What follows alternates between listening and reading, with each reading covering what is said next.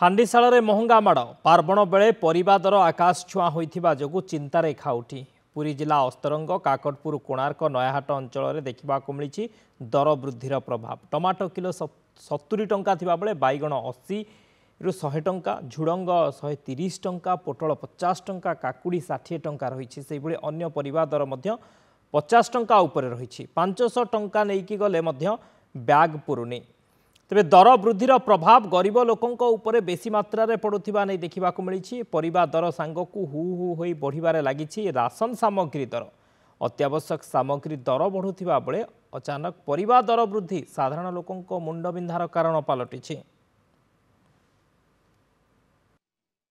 परिवार रेट एवं अन्य अत्यावश्यक जिनसर दाम जो रेट रे बढ़ुची साधारण खाउटी टे बंचिया भारी कष्टकर कथा। यदि सरकार टे दिगरे पदक्षेप किसी नियंते दरदाम नियंत्रण उपर अंकुश लगाते ताले आम निश्चित भाव खुशी हूँ, कारण साधारण खाउटी या द्वारा विशेष क्षतिग्रस्त होती।